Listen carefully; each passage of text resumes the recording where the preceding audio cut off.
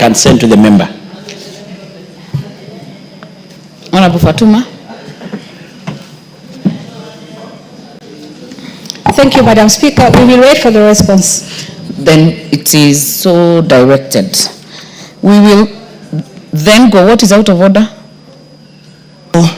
Thank you, Madam Speaker. As the rest wait for the responses to the statements, I also have pending responses from Honorable Donya, we will prosecute the responses as they are first. If you have pending, hold your horses. I'll give you after.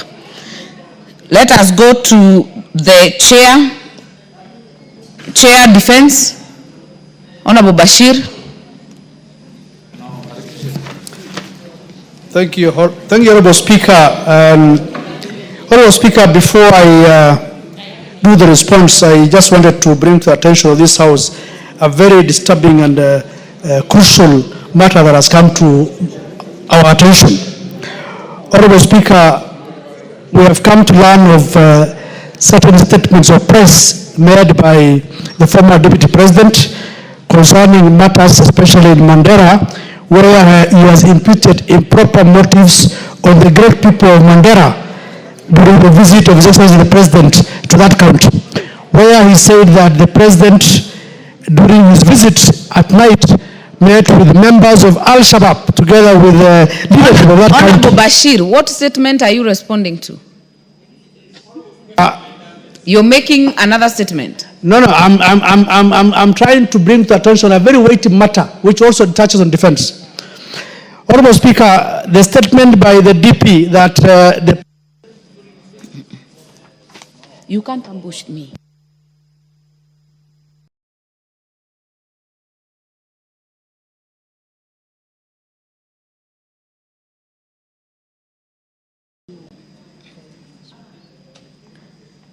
I was confirming, Honorable Bashir, you know I'm in your committee, and this is a house of record, so I'm confirming because I called you to respond to a statement first. Respond to the statement first. Yeah.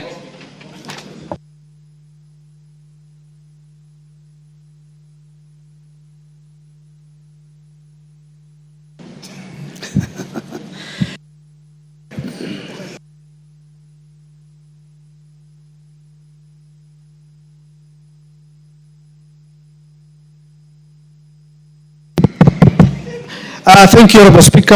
Well guided. Honorable Speaker, the member for Turkana North Constituency, Honorable Ekon Nabin, MP, pursuant to provision of Standing Order 442C, requested a statement from the Cabinet Secretary for Defense regarding the security situation in Todonyang, particularly the massacre of civilians allegedly by the Dasanach militia from Ethiopia on 22nd February 2025. The member specifically sought to be informed on the following. A report on the status of investigations into the Todonyang massacre that occurred on 22nd February 2025, including the steps taken to collaborate with the Ethiopian authorities.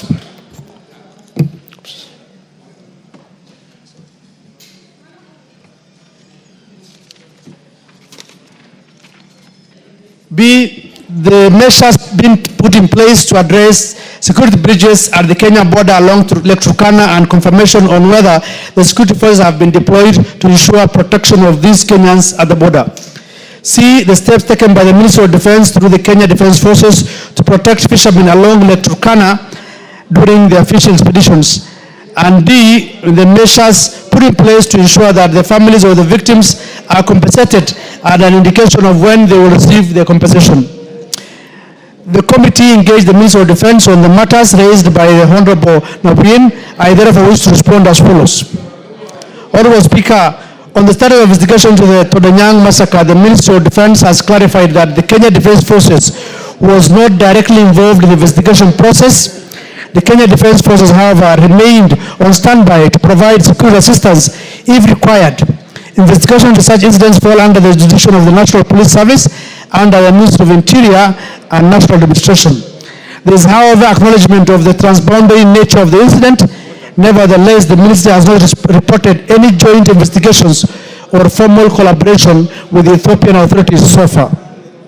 Regarding the security breaches along the Kenya-Ethiopia border near Lake Turkana, the ministry reports that Kenya Defence Force personnel have been deployed to various areas in Turkana County, including Lokochogio, Nadapal, Kainuk, Napaitom, and Kokenye.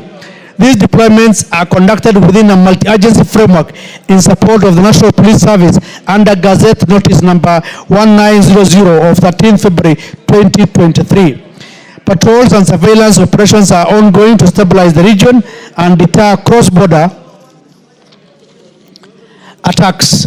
Further, the ministry has indicated that plans are underway to establish a permanent detachment in Liwan area on military land allocated by the Turkana County government, which will bolster long-term security infrastructure.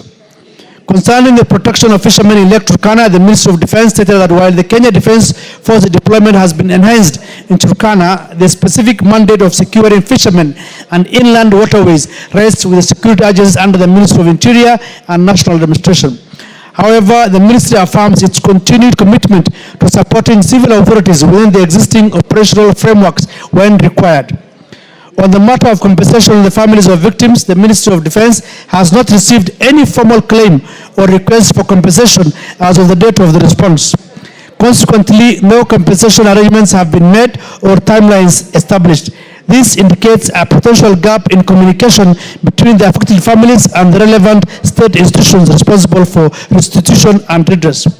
Honorable Speaker, the ministry further emphasizes that the deployment of the Kenya Defence Forces to Turkana was undertaken pursuant to Article 2413B of the Constitution to assist in restoring peace and order in areas afflicted by banditry and intercommunal conflicts. While significant gains have been made in reducing insecurity through the civil-military cooperation, CIMIC, and the community engagement initiatives, the ministry acknowledges the continued challenges posed by cross-border incursions.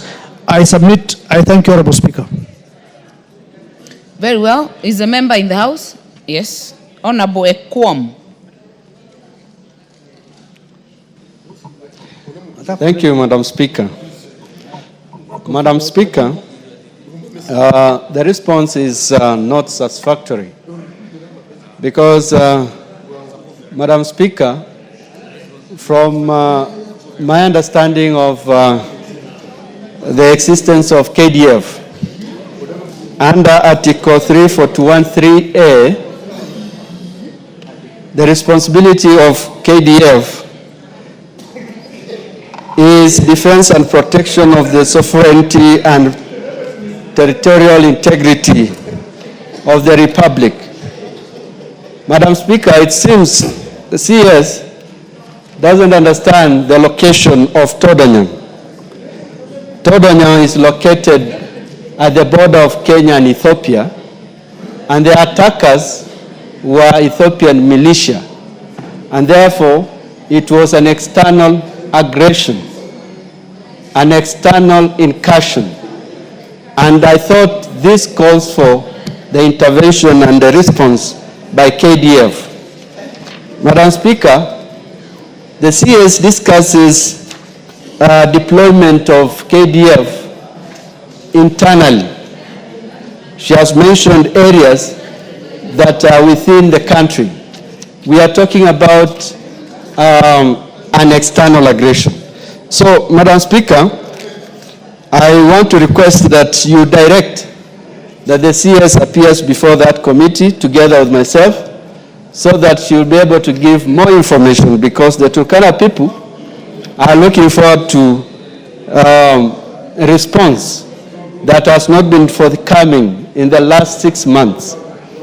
People in Todonyang. You've put your point. You've put your point. Okay, thank you. Let's hear the chair first. Thank you, Honorable Speaker. Honorable Speaker, we have noted the concerns of the Honorable Member, and I think most appropriately we will be able to get back to the Ministry on those concerns. We are aware that the issues of internal deployment and external deployments, so certainly his concerns are also valid, but we will get back to the Ministry to further elaborate on this matter so that the member can adequately be satisfied on the same. So we'll get back to the Ministry. How soon? I think because we are going on recess probably, and probably within 2 weeks, even if it is giving him directly the response, that could be appropriate. So within 2 weeks, we will be able to get response from the ministry. Honorable Ekwom, is that agreeable? Thank you. Thank you, Chair. Now I'll indulge you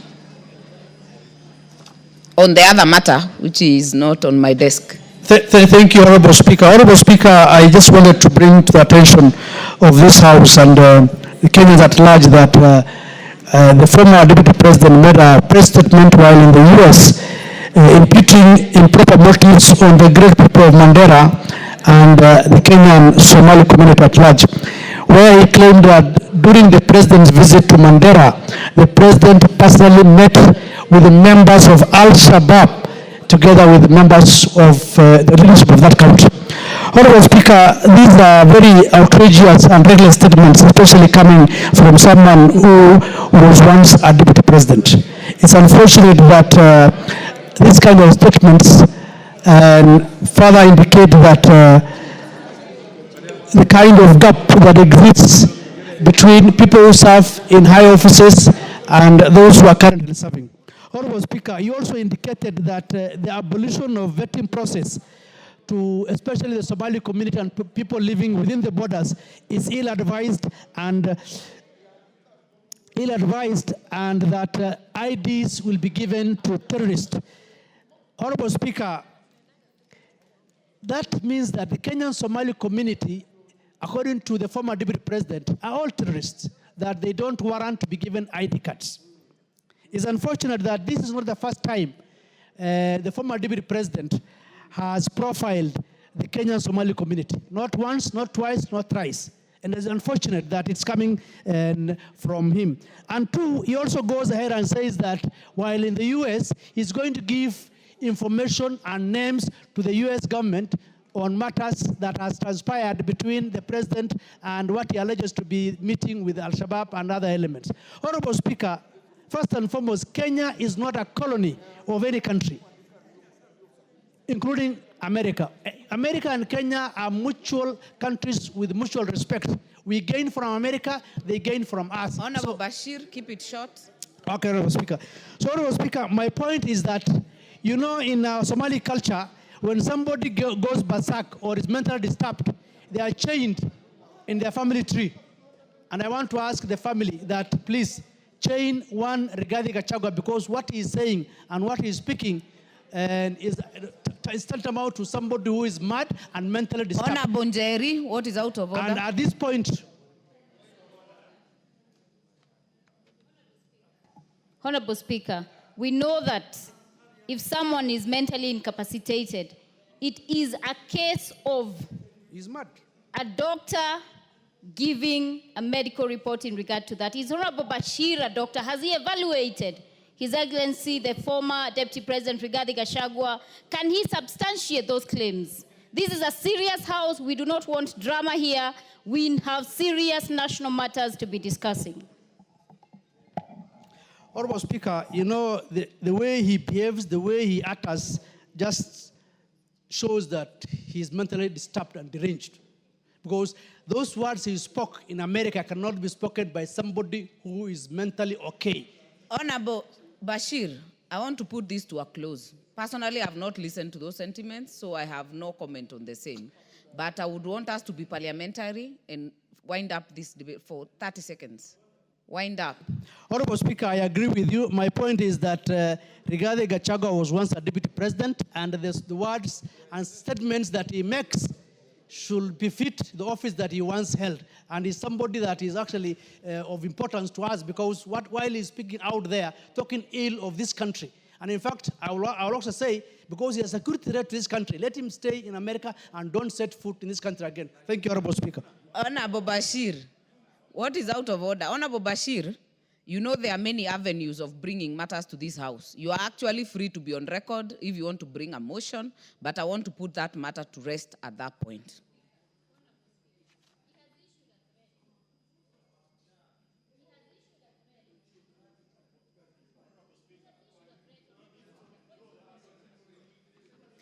Honorable Clive, what is out of order?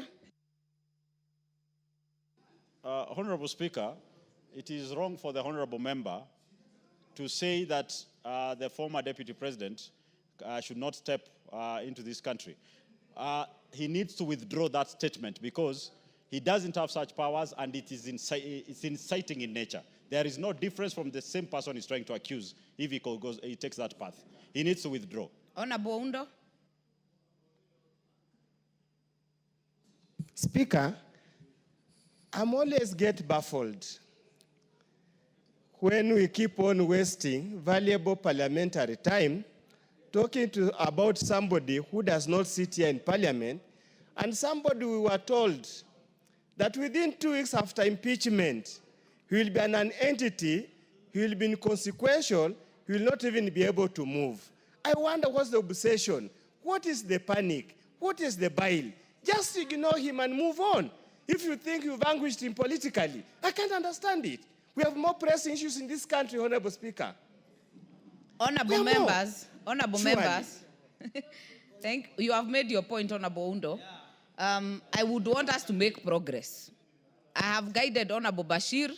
In case you want this matter to be discussed as a motion, you know there are avenues that you can do that as a motion. But I also agree with Honorable Clive that you cannot issue threats of stepping on this soil for any citizen.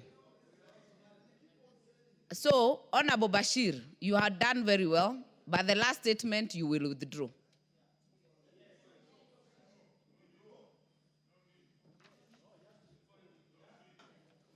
Honorable Speaker, I think there are so many other personalities that have been asked not to step to this country, and they're out there. In fact, those ones are even done illegally. This man is a threat to national security, the way he's speaking.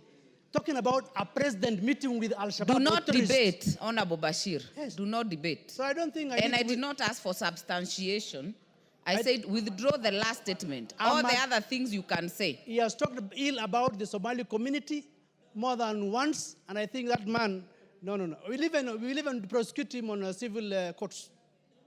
I'm not withdrawing. Yeah.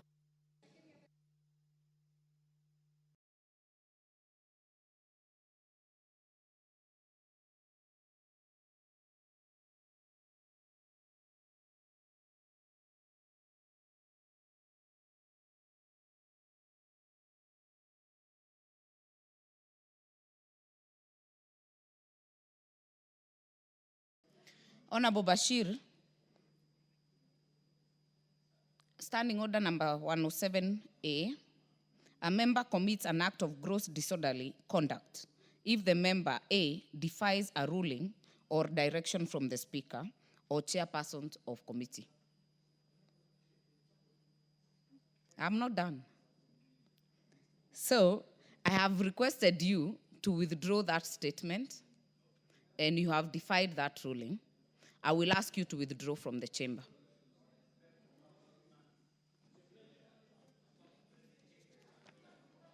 Order members, let us make progress. The Chair of Energy Committee. Chair of Energy Committee. That matter is dispensed off with. Chair of Energy Committee. Are you the one who is the chair? No, I'm a member, but delivering the response on behalf of the chair. You have the statement? Yes. Okay. Kindly make your statement as requested by Honorable Naisula, who is in the House. Thank you, Honorable Chair, the Speaker. Honorable Speaker, allow me to deliver the response by Cabinet Secretary, Minister of Energy and Petroleum, on the questions raised by the Honorable Member for Samburu West regarding persistent power outage in Samburu West constituency. On question 1, the immediate and underlying causes of persistent power outages currently being experienced in Maralal Town and other parts of Samburu West constituency. Honorable Speaker, Samburu West constituency, including Maralal Town, is served by the 33 kV line originating from Lanet, Nakuru through Nyahururu Town.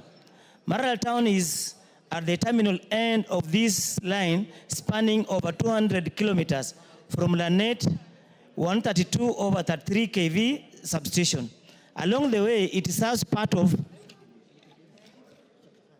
Nakuru, Nyandarua, Baringo, and Laikipia counties.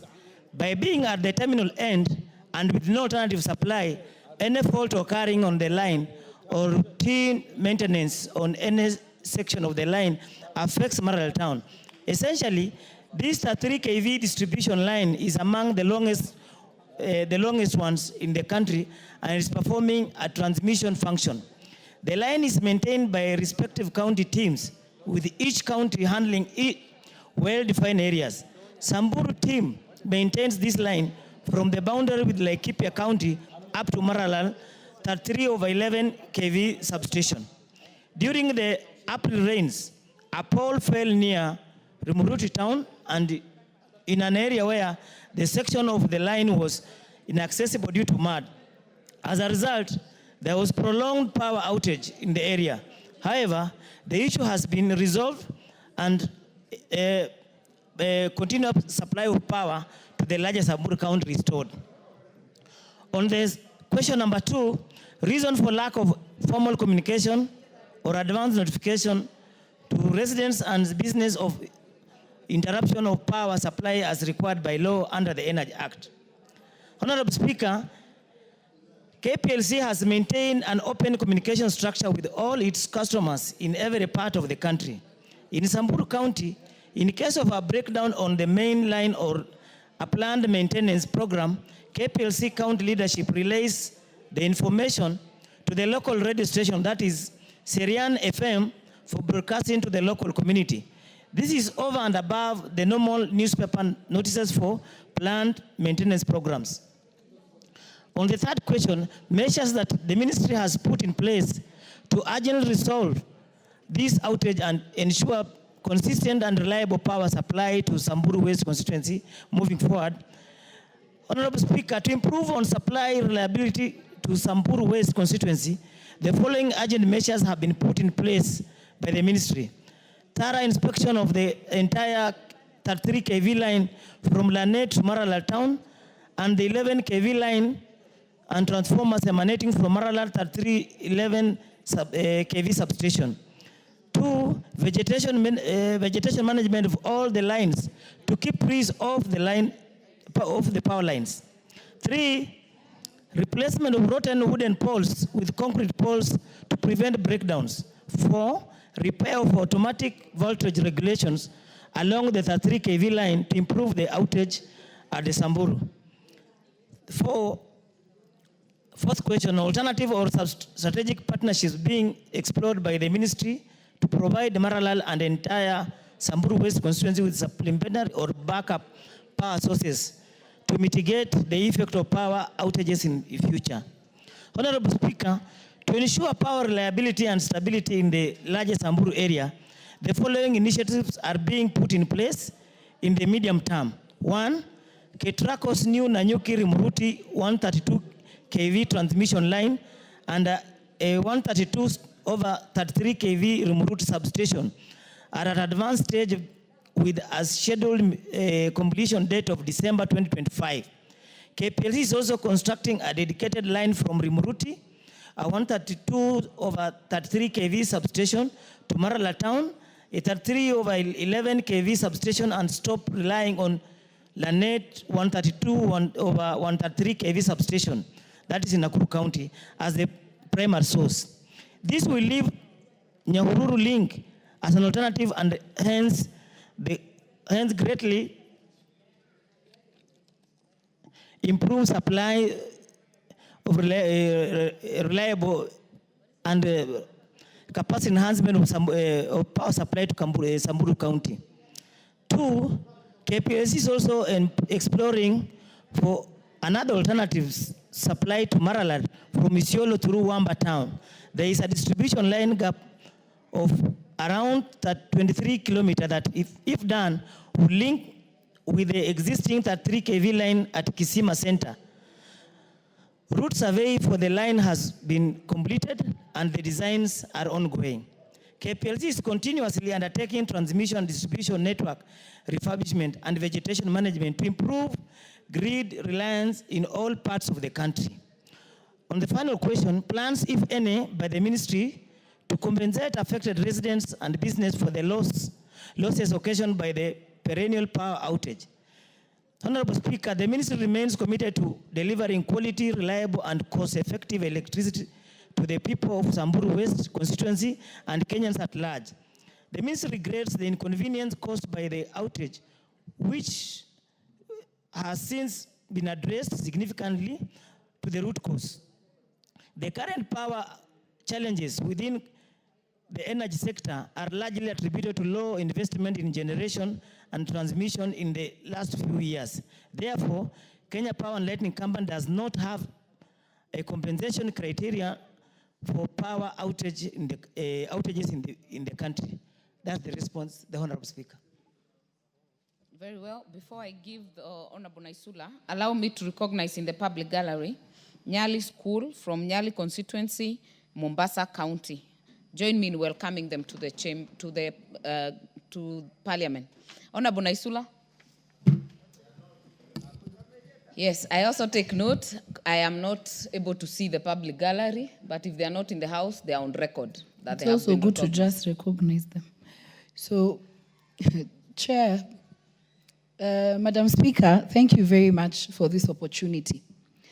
I want to first say that I do not agree 1 second, 1 bit with that statement read by the chairperson on behalf of the chairperson of Energy Committee. I will raise the substantive issues as to why, but also the issues of CSAs or PSAs, CSAs responding to us without getting facts from the ground through their committees will not be acceptable in this House, Madam Speaker. And why do I say this? The question that has been said that this matter has been resolved, I want to put it to the Chair of Energy that as we speak right now, there is no electricity in Samburu West. It has not been there last week, Tuesday, the entire day, entire night. It was not there on Sunday, just this past Sunday. And so, flowery languages here to tell us what is happening on where we come from. As members who sit here represent those constituencies. We are the ones who know what is happening in our constituencies. And so writing beautiful statements here to say that the matter has been resolved, I will not accept it, Madam Speaker. I'm actually happy this statement was not answered before, so that it is answered on real time when we have no electricity in Samburu West constituency. The second issue, Madam Speaker, you have heard that this is a long line. But what happens to the north and the northeasterns and the periphery? We're always the last ones. The statement said it is from Lanet, Nakuru County, but Samburu is the last. And that is why we face the same problem. I want to ask, does Nakuru County not have electricity right now? Because it serves the same line. I want to know why, because I have done my survey. We share the same line, but the other counties, Nyandarua, Nakuru, will have electricity, but Samburu West constituency will not have electricity. So I also to put it to you this way on the third answer about the long-term plans. The Rumuruti substation has been built. It's been being built. It is there. I don't know why it's not been commissioned for the last 15 years. I want to again put it to you that there are parts of this country which are not taken seriously and they are not valued. Why should we even have a substation in Laikipia County, in Rumuruti? We need a substation in Samburu County. Because my colleague from Samburu East, the one you're talking about, the electricity from Wamba, the other option is to bring it from Samburu East. He told me Samburu East is again now facing the same challenge we are facing in Samburu West. I want to conclude, Madam Speaker, by saying we have children who are in incubators. We have business people who are running businesses in Maralal. We have students who study using electricity. So if someone thinks Samburus only use manyatas and small tin lamps, we want electricity just like every other Kenyan. Thank you, Madam Speaker. Honorable Sane.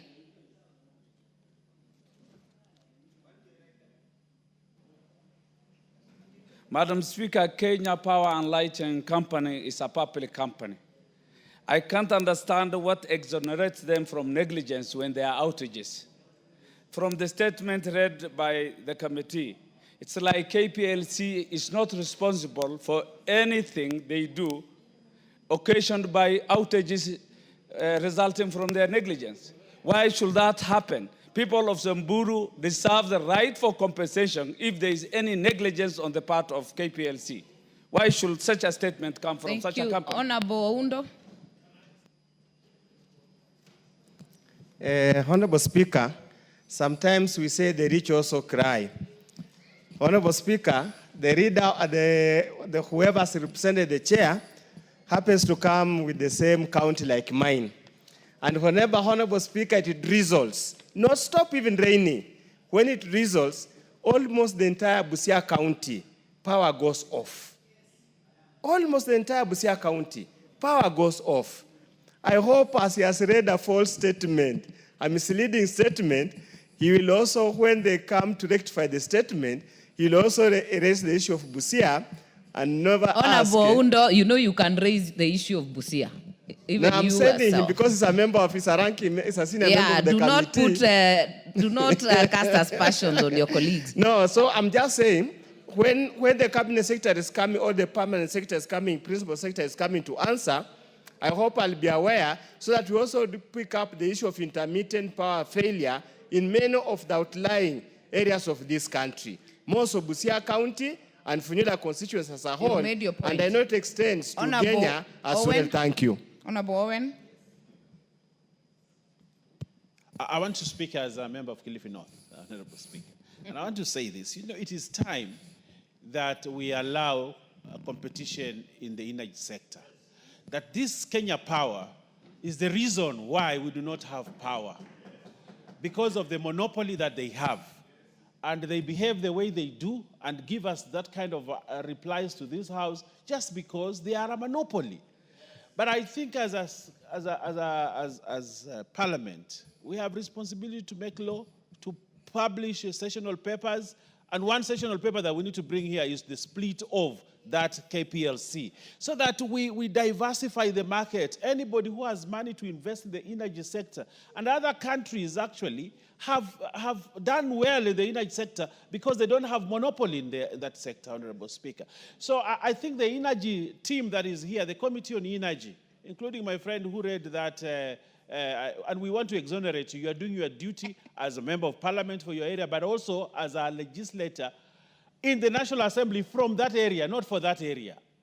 Oundo, I think that was unfair on your friend. But I also want to say this. It was very, very unfair on your colleague.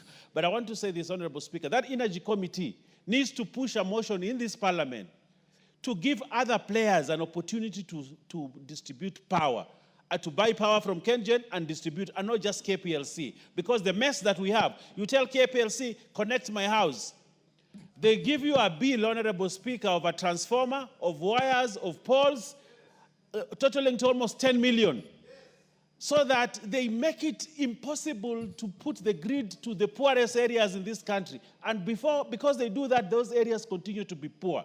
Honorable Speaker, as a House, I think, and I want to challenge the committee, please bring a sessional paper to this House so that we allow other players who have resources and money to distribute power and not just KPLC. I support you, Honorable Lesuda, and the faith that your people suffer, the same faith that my people suffer, whether I'm in government or not. But I say, put electricity in this village. Thank you. Wait a minute, the reason I've given many joyriders is also because you also speak for Gilgil, which has the same problem. Yes. So I want to speak for Gilgil, Honorable Speaker. We must split. We must monopolize KPLC. I think Honorable Owen has actually concluded it. Energy Committee, this statement is not up to standard. Can you commit to do better than you have done? Specifically on Maralal, before you bring the global issue. Thank you, Honorable Speaker. I actually undertake to go back to my committee and discuss this matter further. But Honorable Speaker, allow me to add this. I have one member who is present. this issue of power and the way Honorable Undo has pointed out, I also come from Busia County. We are equally affected.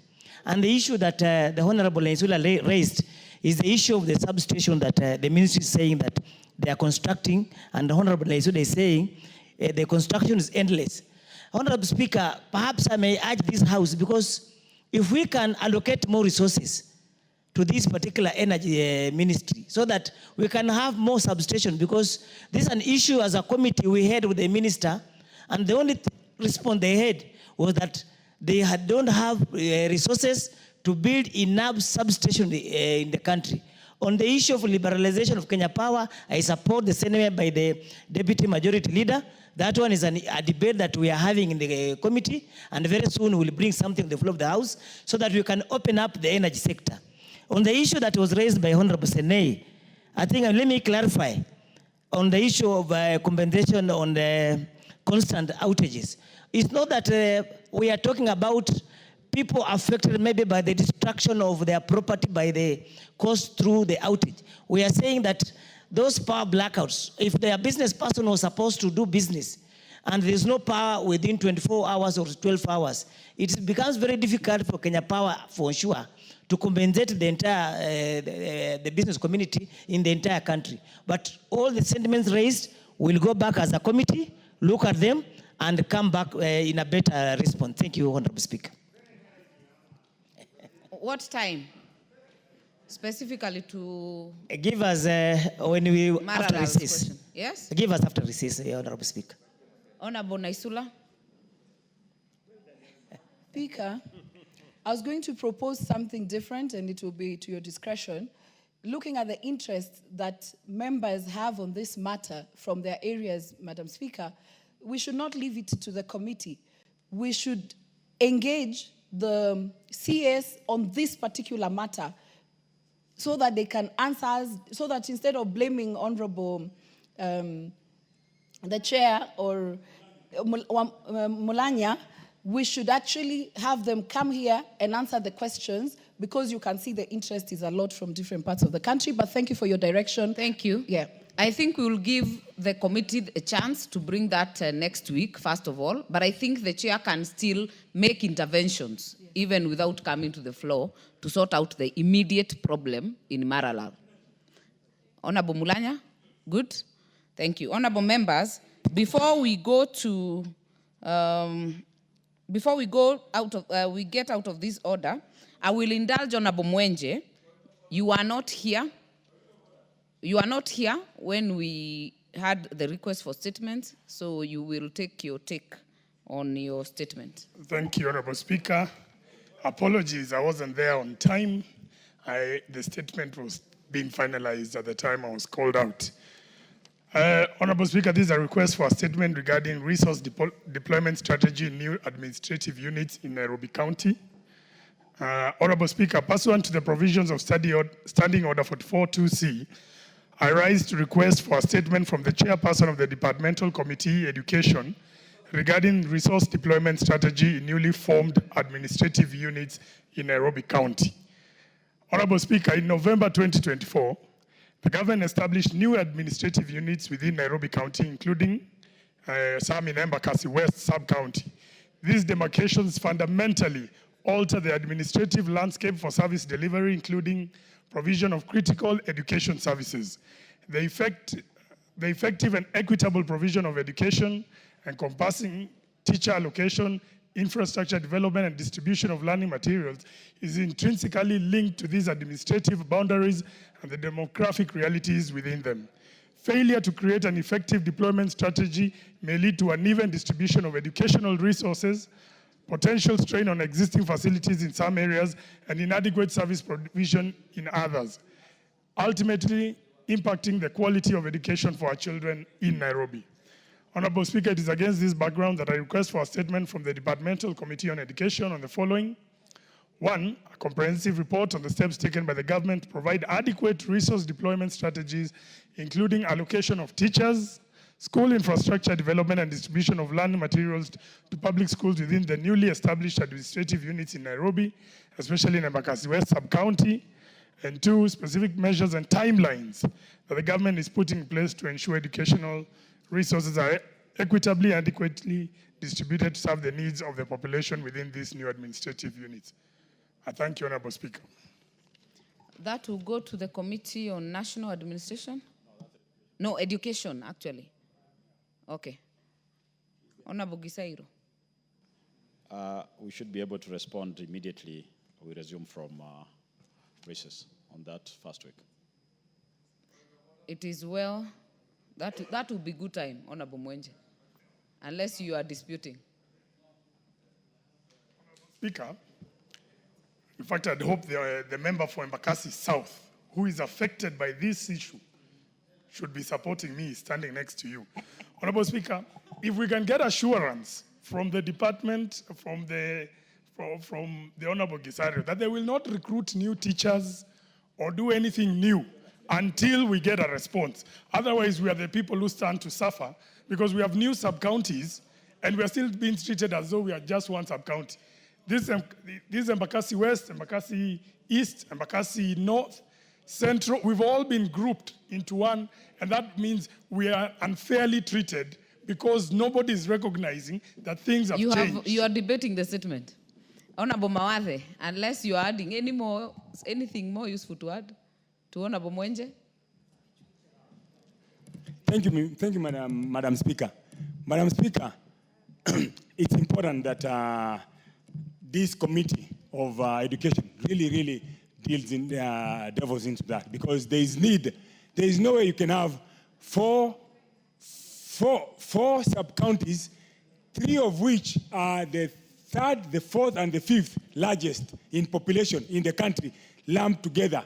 And when the issues of recruitment of teachers comes about, then you find you are given as one sub-county to recruit 8 teachers. So it's important that, Thank you. that the Energy Committee handles that. So immediately after we resume from recess, I know there are members who are waiting on Abudonya with pending statements. Madam Speaker, not pending statement, but answers to my statements. I have 3 statements which have not received a response for like 2 months. One from the Chair, Agriculture, Treasury, and Ministry of... Pending one, hold on. But there is a pending statement from Honorable Donya in the Trade Committee. If it's not there, Owen, Honorable Owen. The Committee of Trade has a pending statement for Honorable Donya for quite some time. Okay. I'll advise the chair, Shinali, Marianne, oh, she's not here too. So I'll advise the chair, Honorable Speaker, so that we have the statement the first week after recess. But we also have next week.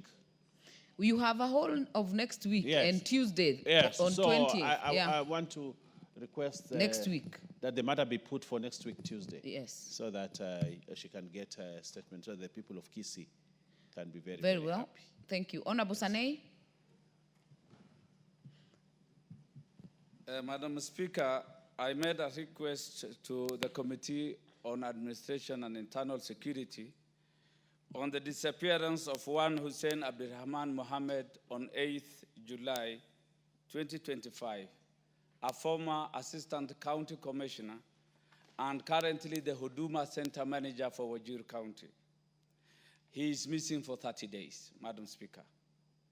The committee promised to give a statement, a response, today, Thursday, and it did not appear on the order paper. Missing people and their families are entitled to safety and protection, Madam Speaker. Their families have a right to be responded to and to be informed on the fate of their missing loved ones, Madam Speaker. Madam Speaker, even in cases of forced disappearances where Kenya has ratified an international convention, just in case it is there is an obligation on the government. Madam Speaker, we are speaking for the sovereign, the owners of the country, the citizens. When a sovereign is missing for 30 days, more so a civil servant, we only enjoy delegated power, and the national executive enjoys that delegated powers on behalf of... Thank you. Let us hear from the committee first, why it hasn't come. Committee on National Administration, member? If no member, Deputy Leader of Majority? Well, Speaker, the Honorable Tongoyo, who is the chair, is a very diligent member. There must be a good reason why he's not here, Honorable Speaker. So I want to plead with you, you allow us until Tuesday next week, so that the statement, I'll talk to Tongoyo myself to get this response done. I thank you, Honorable Speaker. Honorable Sane? With humility, I respect the Deputy Leader of Majority's response. But, Madam Speaker, these are matters touching the sanctity of life of Kenyans, a civil servant, a former Assistant County Commissioner, a father. We can't postpone such issues and handle it casually like that. We have an obligation as a government. Kenyans can't just disappear. If we can't account for a civil servant, the manager of a Huduma center, you can imagine of a common pastoralist who is in the wilderness all over in northern Kenya. Honorable Sane, any missing person is one too many. Regardless of your stature. I agree. Regardless of where you come from, we all have a right to life and a right to live wherever we would want to live. So Honorable Owen Bayer, my suggestion would be the CS of Interior is coming next week. Can this be an addendum to his response? I direct that it should be an addendum so that we fast track it. Much obliged, Honorable Speaker, that I will also direct that it be put in the... You are directed, so yes, I am so kindly directed, execute. And I will kindly execute. Thank you. My staff, please, wherever you are and you are hearing this direction, please make sure it is you part of the cannot use this floor to direct your staff, Honorable Owen. Honorable members, Honorable Member Fortetu, are you on this one? I see you raising your hand. And I don't know why you're raising your hand. Madam Speaker, I don't know which other way to get your attention. It is here. I've been trying on intervention. to do that. I've been trying to do that on the last two issues that have been raised. But now that I have your attention. Member Fortetu, I don't have you on intervention. Point of order is an intervention. Thank you. Continue though. Thank you, Madam Speaker. I also have two statements that have been pending in this House for a long time. One from the Departmental Committee for the one that deals with matters interior and the one that deals with matters labor.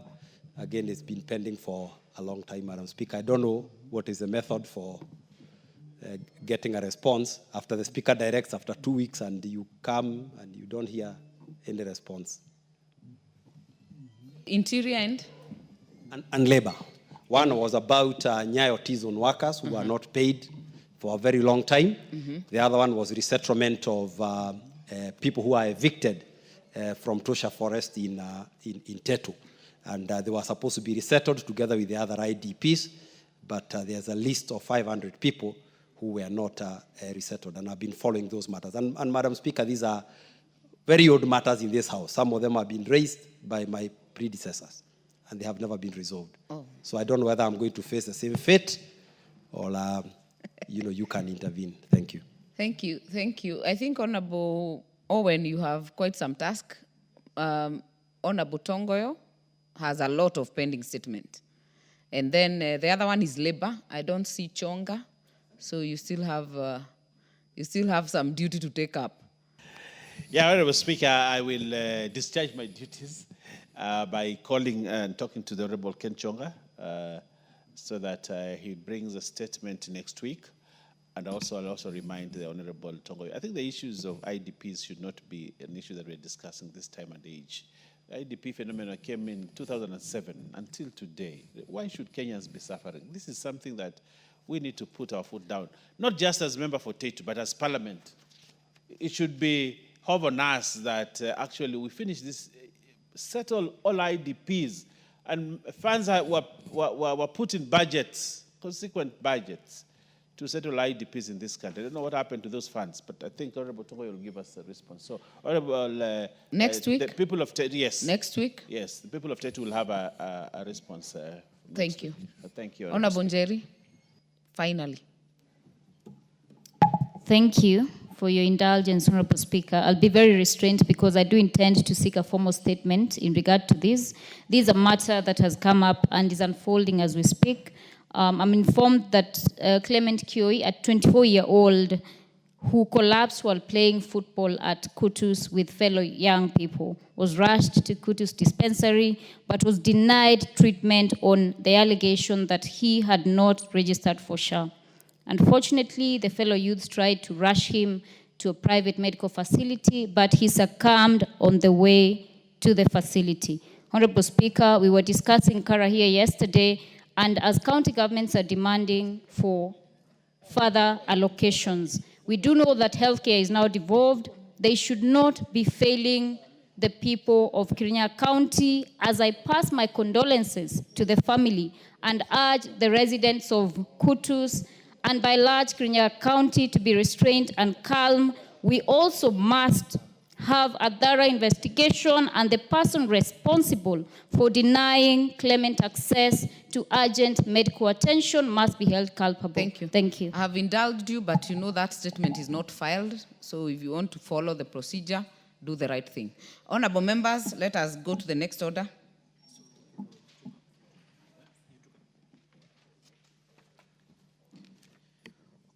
Order number 12, motion, consideration of nominees to 5 National Government Constituency Development Fund committees.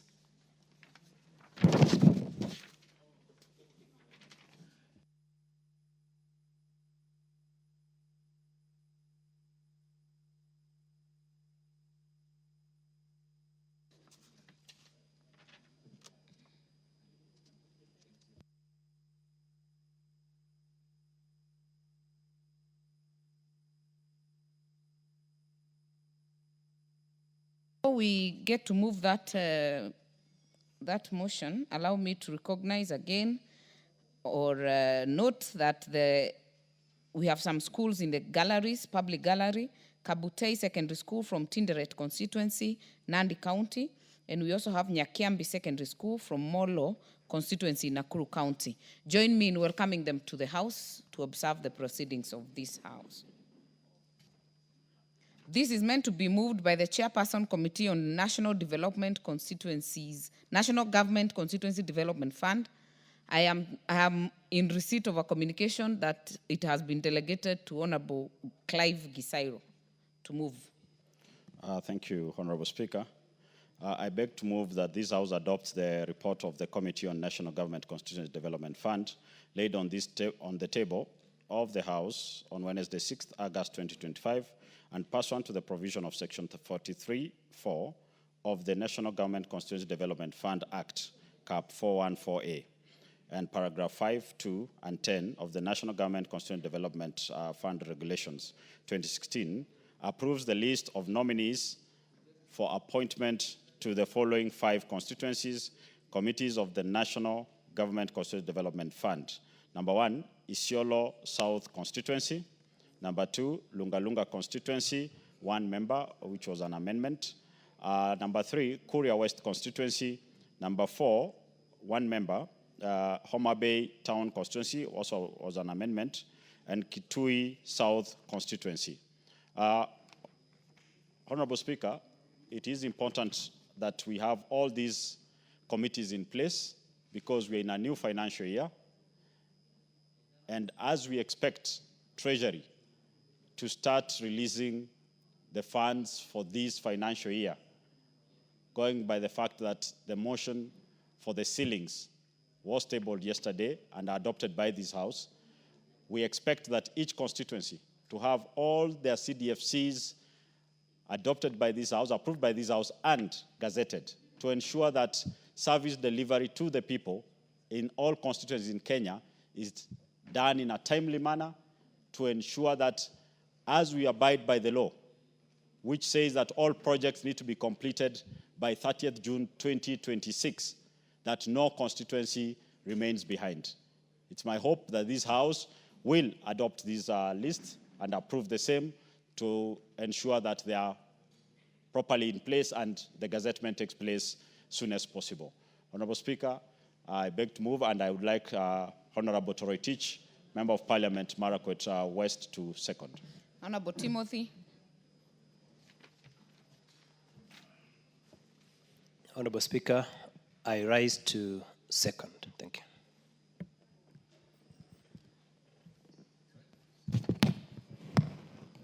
Honorable members, I therefore propose the question that this House adopts the report of the Committee on National Government Constituencies Development Fund laid on the table of the House on Wednesday, 6th August 2025, and pursuant to the provision of Section 43(4) of the National Government Constituency Development Fund Act, Cap 414A, and paragraphs 5, 2, and 10 of the National Government Constituencies Development Fund Regulations 2016, approves the list of nominees for appointment to the following 5 constituencies committees of the National Government Constituency Development Fund. Isiolo, we have Isiolo South Constituency, we have Lunga Lunga Constituency, Kuria West Constituency, and Homa Bay Constituency, Homa Bay Town Constituency, and Kitui South Constituency, and the names are as in the order paper.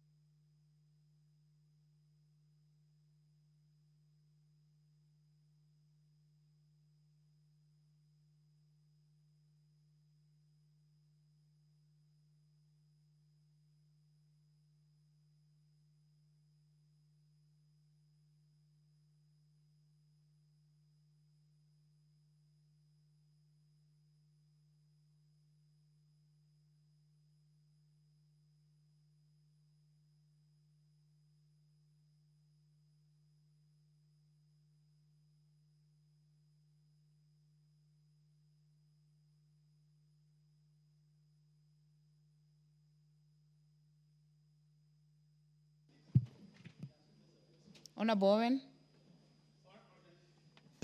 Honorable Speaker, it's very important, Honorable Speaker, that the CDFC committees are in place to ensure implementation of the projects as approved and funds disbursed. But also, Honorable Speaker, I want to note with pleasure that for the first time we have all the money that is owed to CDFCs given, all of it, including the balance from previous year. I think we need to commend the chief at Treasury, the Honorable John Badi, for a good job, and the Treasury people for a good job. I think for the first time we have all the money coming. And I think I also want to commend the chairperson, Honorable Sirma, and the young Clive Gesairo. I think you'll make a good leader as you progress in your second term. The people of your constituency should consider you for a second term because you're doing a commendable job. And one day you'll also become a majority leader. And I pray for you for the good job you're doing for CDF. But also I want to underscore the importance of CDF in our constituency. I have seen and are perturbed actually that when we approved the amendment to the Constitution, that there are people who are actually going to court to block the putting of the CDF in the Constitution, Honorable Speaker. I think if there is a fund, in this country that works, that even my good friend, Dr. Makalu Muli, agrees with me. If there's a fund, and when he becomes governor of Kitui, if he becomes, he will not go there and turn around and fight CDF and take CDF to court. Because CDF has actually shown that we can transform this country. The education sector in this country has been transformed through CDF. If there was no CDF, Honorable Speaker, the people of my constituency would not be having schools. If there was no CDF, Honorable Speaker, there would not be a chief's office in my constituency, Honorable Speaker. So as we approve these names and push for the entrenchment of CDF in the Constitution, Honorable Speaker, we want to thank the people who are behind that force. And we want to thank the people in that parliament, I don't know whether it's the 7th parliament or which parliament, that actually gave birth to the idea of CDF. Honorable Speaker, I support Honorable Clive and the report he has presented and request that these names be gazetted as fast as possible so that these members can start their work to implement the projects that have been proposed. I thank you, Honorable Speaker. And Very I support. well. Honorable Makali Mulu. Yeah, thank you. Thank you, Honorable Speaker. Honorable Speaker, I also want to support the names for the board members. And it's important that Kenyans know that these are the people who actually are in charge of NGCDF. And it's not the honorable members of parliament. Honorable members of parliament are just patrons. So these are the people who go through the proposals. These are the people who conduct public participation to identify what is to be funded. And these are the people who release the money to the project management committees for implementation. These are the people who also follow up and make sure that whatever has been planned to be implemented is implemented. And these are the same people who also hand over the projects to the community members once they are completed. So it is important that all the constituencies have this board in place. And that's why I'm so happy when I hear 5 now additional boards have been are going to be approved by the House so that they can be gazetted. But as majority leader said, Honorable Speaker, it is important, and we have said it many times, if there is a development model which works in this country, it is NGCDF. The approach to development through this NGCDF, Honorable Speaker, has been assessed not only by us, but by external evaluators, that it is the best model to implement. How I wish, instead of saying we do away with the CDF, we would be saying this model should be adopted by the county governments, and if possible, the model should also be adopted by the national government when it comes to development projects implementation, because that will help the country. But you see what is happening, Honorable Speaker, there is a lot of undercurrents in matters NGCDF. Some people think that this money is pocket money for members of parliament. Far from the truth. The truth is, this is one of the programs which has touched the lives of Kenyans, more so through the education sector and the security sector. And of late, Honorable Speaker, the environmental sector, where a lot of resources have now been pumped to the environment so that we try to mitigate the issues of climate change. So, Honorable Speaker, I support and I want to urge everyone in this country to ensure that even if members of parliament are not going to be part of the NGCDF, that NGCDF remains, because it is of huge benefit to Kenyans. I do support. Mwangi from Teto, are you on this? No.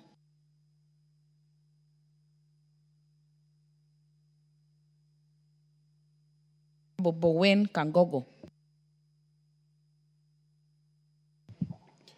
Thank you, Madam Speaker, for giving me this opportunity to support that motion.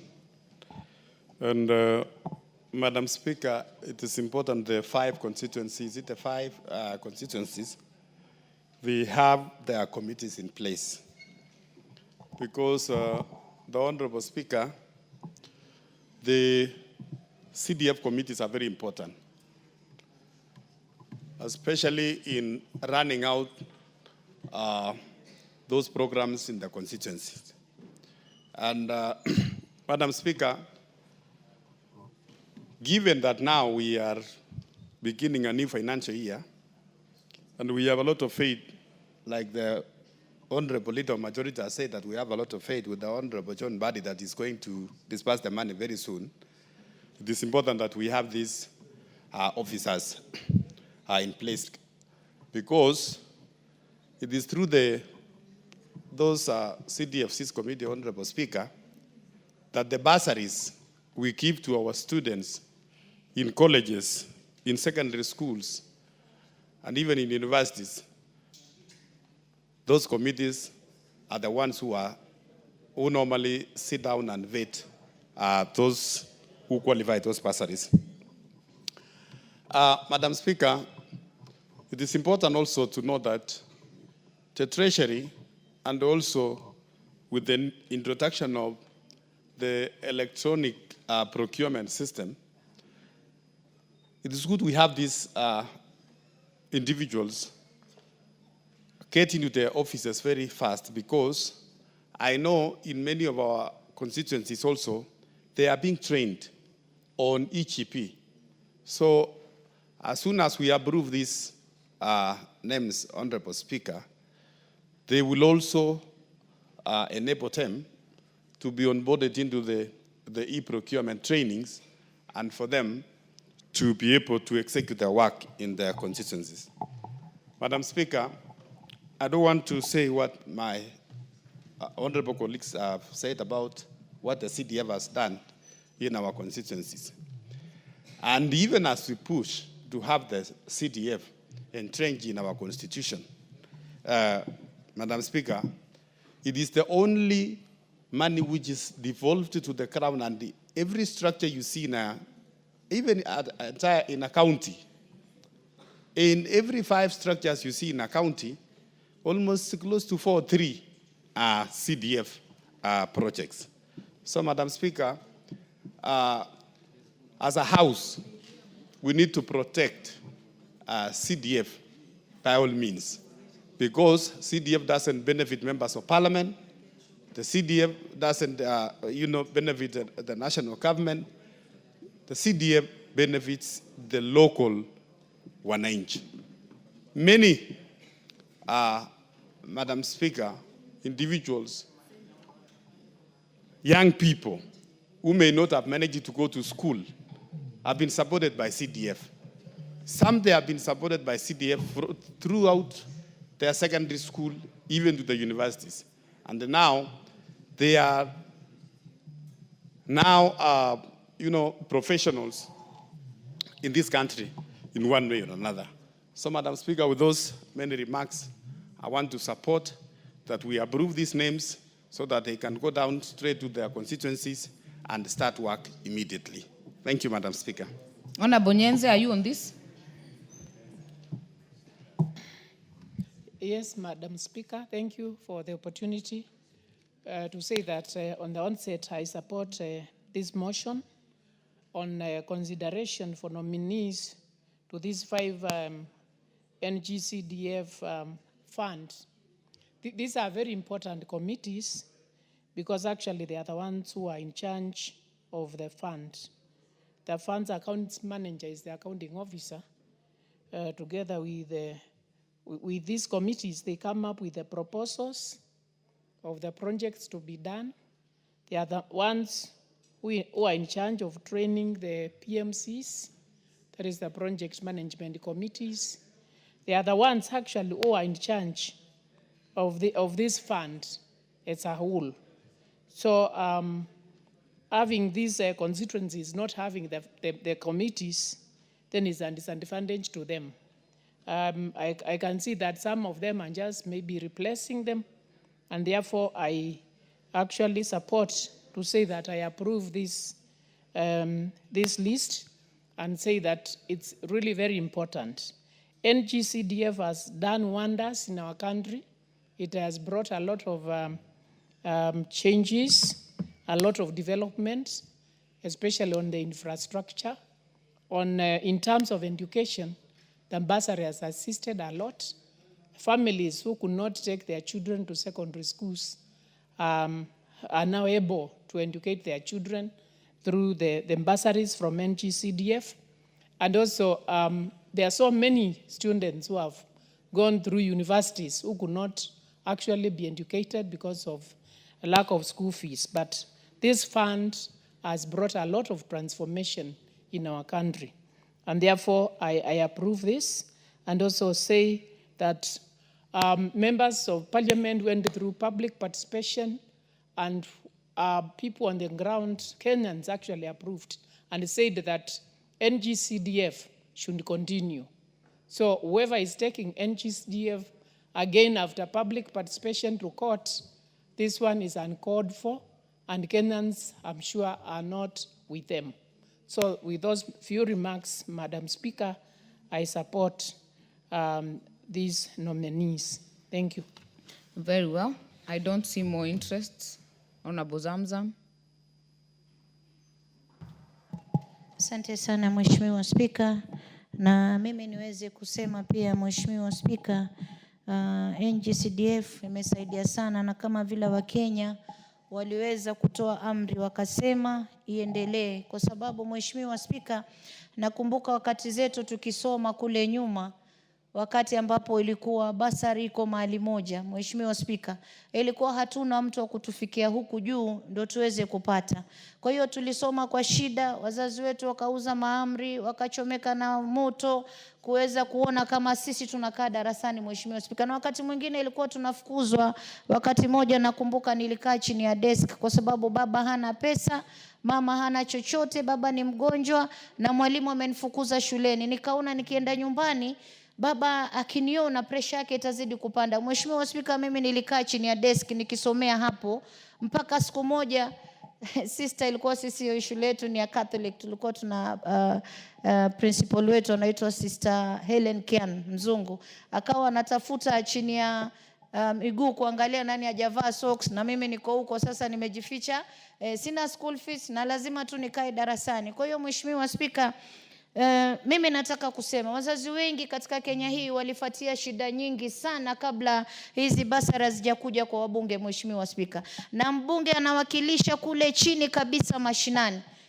Yeye ndio yuko karibu na mwananchi, yeye ndio anajua matatizo ya wananchi. Kwa hiyo vile wanavyopeleka hii na inasaidia, mimi napenda kusupport na niseme waache kutatiza.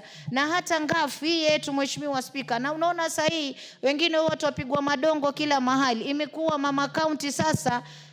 Kazi ambayo anafanya watu wanauliza hii ilikuwa wapi siku zote? Manake tunafika mashinani, tunatoa empowerment, kina mama wanang'ara na biashara, vijana wanang'ara na empowerment. Yani mambo yanaenda mazuri. Wengine tunajenga GBV center ambayo kwamba muda mrefu pia haikuweza kujulikana kuwa sehemu fulani na matatizo weze kuwekewa sehemu kama hizo. Kwa hiyo Mheshimiwa Spika, mimi nataka kusema hizi fedha ama funds za NGCDF na ngafu watu waache kututatiza, manake sisi tunataka tu huduma ifike chini. Magavana wafanye kazi yao, maseneta nao wafanye kazi yao, manake kule seneta sasa imekuwa hao ndo wanakuwa wanasulubu wa Kenya. Wakenya wakizungumza hivi, ikipita bunge ikienda kule wanazungusha upande huu. Sisi tunasema hatuna vita na masenators, kila mmoja aangalie kazi yake na kila mmoja aeke ile matakwa ya wananchi katika moyo wake. Manake hata hao magavana tukiwapa pia tunajua kazi yao wanafanya kazi gani. Waangalie hospitali, waangalie barabara, waangalie ECD schools,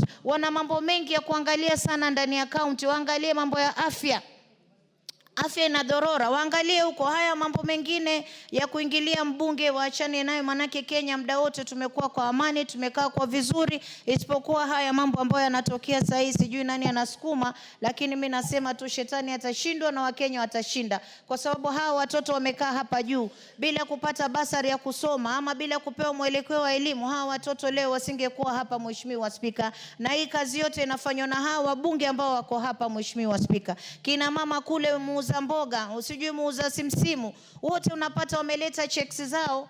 Na ndio maana unaona hata ishajulikana kuwa hii ndio kitu inashika wananchi. Unaona kila mahali empowerment, utapata wamama wamekuja wengi, wanafuata vile wanaweza kusaidika kule mashinani. Kwa hiyo mimi nasema kila mmoja angalie sehemu yake, na wabunge waachiwe NGCDF wafanye kazi yao, kina mama county tuachiwe ngafu yetu. Kwanza isitoshe ni kidogo sana, hata tuongezewe, manake hii imeshika kila mahali. Kina mama county 47 ni 4 billion peke yake, lakini unapata kuna mtu mahali tu nasikia kiwaru tu inamuuma, inamsokonyoa tu. Kwa nini anapewa?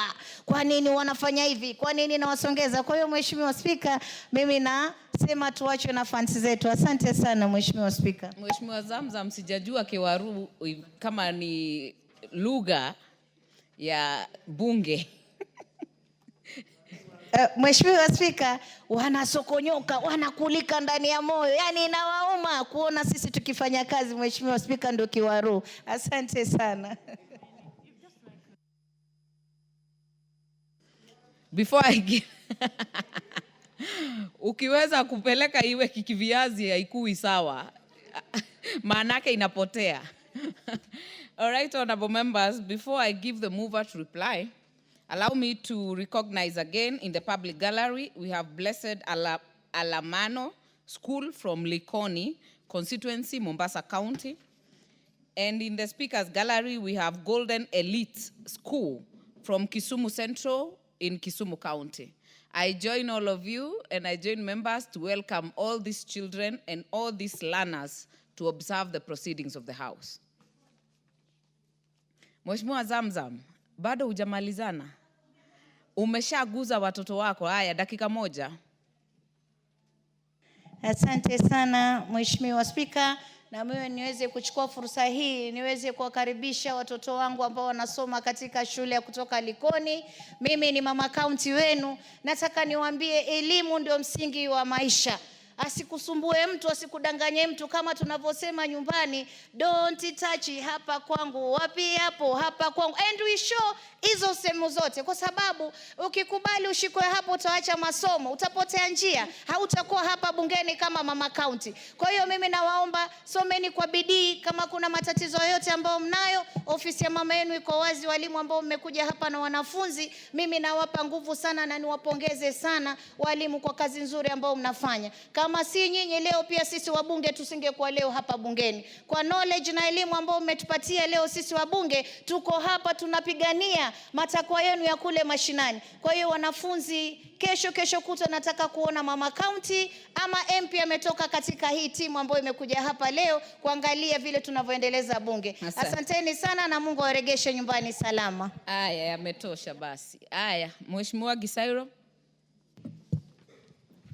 Thank you, Honorable Speaker. I think taking into consideration the great contributions by all the members in this House on the importance and significance of NGCDF, it is important. However, I would like to just take a shot on our majority leader, Owen Baya.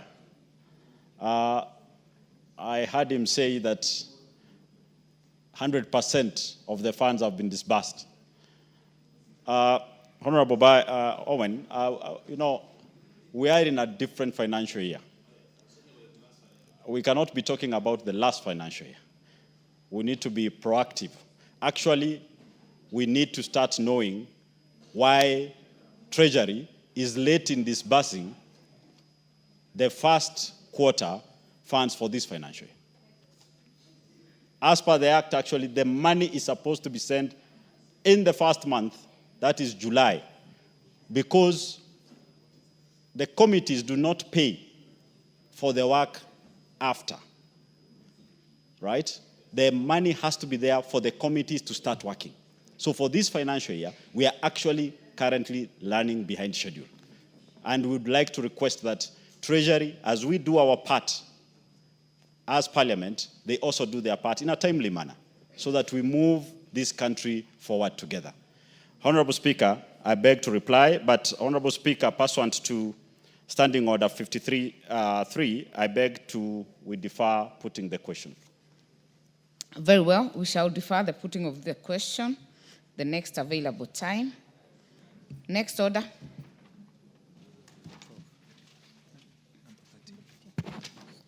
Order number 13, motion, consideration of Senate amendment to the Land Amendment Bill, National Assembly Bill number 40 of 2022. Honorable Simon Kingara, member for Ruiru. Thank you, Madam Speaker, for giving me this opportunity to move the following motion that the Senate amendment to the Land Amendment Bill Land Amendment Bill, National Assembly Bill number 40 of 2022 be now considered. Madam Speaker, we have been following on this bill here in the National Assembly. It went to Senate. It has come back to us with an amendment. And Madam Speaker, I'm in agreement with the amendment because actually the amendment is enforcing of gazettement of what is in the clause 3 of the bill, whereby the Senate proposes that the registration be gazetted, and it is in order noting that we are dealing with public land because the matter is touching public land. It is important when you touch public land, the general public should be notified. And one of the ways of notifying the public is going to the gazettement, whereby through gazettement and the timing of the gazettement, we can use it as a relevance when we did a legislation, Madam Speaker. Noting that people might maybe disagree with the registration, and when you have pulled and pushed the matter all the way to gazettement, it shows that it has followed the due process of making an amendment through the National Assembly and Senate. And actually, noting that also there is an agreement, Madam Speaker, between the two parliaments, giving respect that we are in a bicameral parliamentary, whereby we have to agree one matter must be agreeable in both houses. This matter has been agreed in both houses. I, as the owner of the amendment, am in agreement with the amendment, and so I request that this process be completed, and I ask Honorable Gitari, Kirinyaga Central, to second. Thank you. Honorable Gitari. Move. Did you move, Honorable? Yeah, I move. I request that I move the amendment. Very well. Honorable Gitari. Thank you, Madam Speaker. I support the amendment by Mheshimiwa King'ara. Honorable Speaker, this is a bill that tries to, when we are doing subdivisions in pieces of land, when we are preparing the master plans, there are public utilities. And those public utilities, what Honorable King'ara is trying to do is to say, when you are doing the other titles, all the titles for public utilities should be produced at the same time. The import of this, Madam Speaker, is that we solve the problem of a public utility, maybe it was a school, a nursery school, or any other utility. Madam Speaker, even after, if it's a school, Madam Speaker, when it is done, the title goes to PS Treasury. So I support, and it is very timely, and congratulations, Honorable King'ara. You are to second. I second. Very well. Honorable members, I therefore propose a question that the Senate amendment to the Land Amendment Bill, National Assembly Bill number 40 of 2022, be now considered.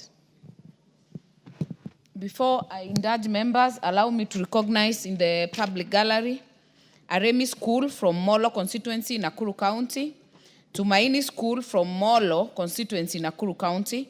I take this opportunity to welcome them to the House to observe the proceedings. If you intend to speak on this, use the intervention.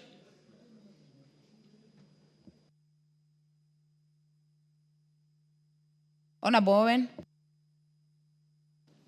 Yeah, I want to join the Honorable King'ara and congratulate him for his work around the issue of public land. Honorable Speaker, I want to inform you that the Honorable King'ara and I, in the 12th Parliament, served together in the Committee on Lands. And in that committee, I saw his diligence, I saw his ability and his passion for actually protecting public land. And this piece of legislation that is bringing forth, Honorable Speaker, is about protecting public land. As you're aware, Honorable Speaker, we have lost a lot of public land to unscrupulous land grabbers, Honorable Speaker. People who are just eyeing public land. The only way to do that is to ensure that those titles of those public lands are issued at the same time when other titles are issued. You know, Honorable Speaker, the problem has been everybody else gets a piece of his paper, the title, but the public land title is not issued at that time. And therefore, it becomes vulnerable for people to actually... Honorable Speaker, you go to a settlement scheme, a big settlement scheme where everybody else has a title. The school in that scheme was given the land at the same time as the other people. But the title for that public school has not been issued, or the title for that hospital has not been issued, Honorable Speaker. And because of that, Honorable Speaker, we have run into the danger where every time titles are for public institutions are not given, and therefore people take advantage and actually steal those public lands, Honorable Speaker. As we speak, many of the schools that we have in this country do not have titles, and yet the neighbors have titles. And you ask yourself, so what happened? Because somebody actually issued the neighbors with the titles, but refused to issue the school with a title. But we are saying, Honorable Speaker, henceforth, when we pass this bill and it is assented, all public lands must be issued with titles at the same time as others, so that, Honorable Speaker, the amendment from the Senate, which I agree with, and which the Honorable Kingara agrees with, is that it be immediately gazetted. Be gazetted that this is public land, this is a police station, this is a hospital, so that nobody comes to overturn that decision at any other time. And therefore, Honorable Speaker, I support the Senate amendment, and it has contributed to good legislation. And Honorable Speaker, I said this, the spirit. The spirit is, if we pass law here that touches on matters that are at the level of the Senate, Honorable Speaker, if it goes to the Senate, we don't have to always come to mediation or cantankerous laws, Honorable Speaker, laws that, and we seem to be fighting, Honorable Speaker. This is the House of Parliament. And when we pass a law that the Senate approves, looks at and improves in its content and its form, Honorable Speaker, we have no issue. We agree. And I think that is the spirit of the bicameral Parliament. And therefore, Honorable Kingara, I thank you, and I want to tell the people of Ruiru they have a good legislator in you, and they have no reason not to give you a third term to continue the good work that you're doing. I thank you. Honorable Jane Kihara, are you on this one?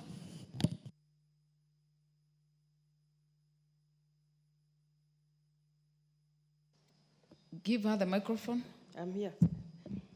Thank you very much, Madam Speaker. I also rise to support the amendment by the Senate. I served with Honorable Kingara in the Lands Committee, and I know he has been at this for the longest.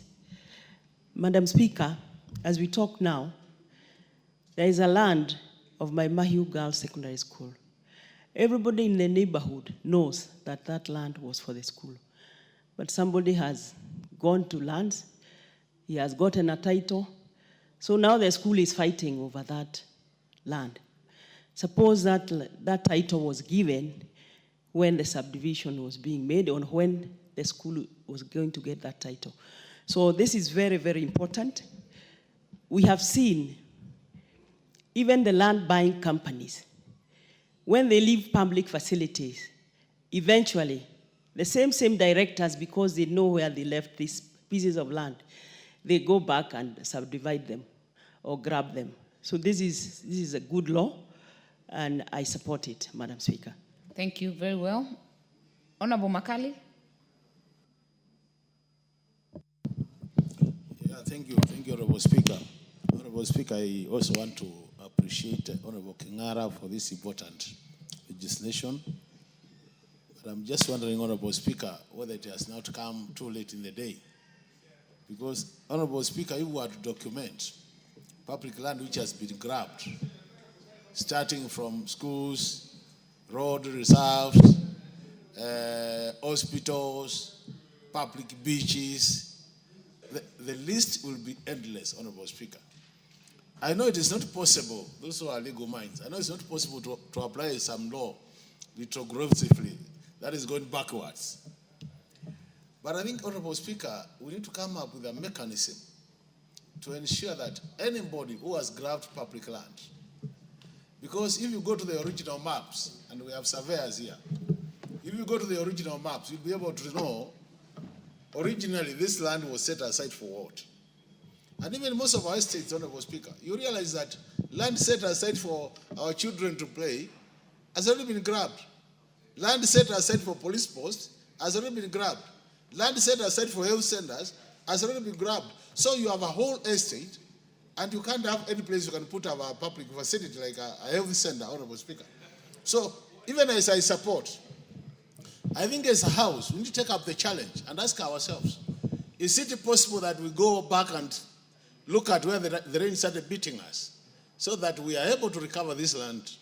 Because so long as land was grabbed, Honorable Speaker, even if it was done 40 years ago, it still remains for public land.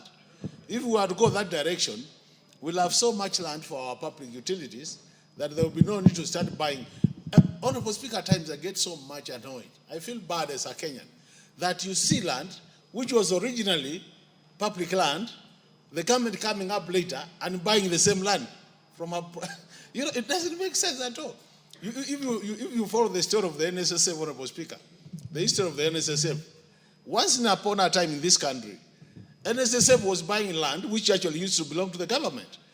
It is awarded to a majority leader. For example, I'm giving an example. People don't, let Kenyans not mistake. It's given to Honorable Mbaya, and within 1 year or two, Honorable Mbaya comes with a title, indicate that land is private, and he sells to the same government. This is craziness, Honorable Speaker. And that's why we are saying, I think this law, we need to support it, but even after becoming an act of parliament, I don't know whether we need to set a special committee to look at these matters, although I'm sure it is going to be a very hot potato, but this is the way I would want us to go, that if you grabbed public land, at any point in the history of Kenya, let the land go back to the public, so that Kenya can sell some of this land and make money. We can actually sell this land to individuals and then pay our public debt. We'll be helping this country. And I'm sure you can pay our public debt if we are to recover all the land and sell to private individuals or private companies, Honorable Speaker. With those many remarks, I support. Very well. Before I come to Honorable Kingara, I'll indulge you, member for Molo. You have had very many students come today, so I'll give you 1 minute.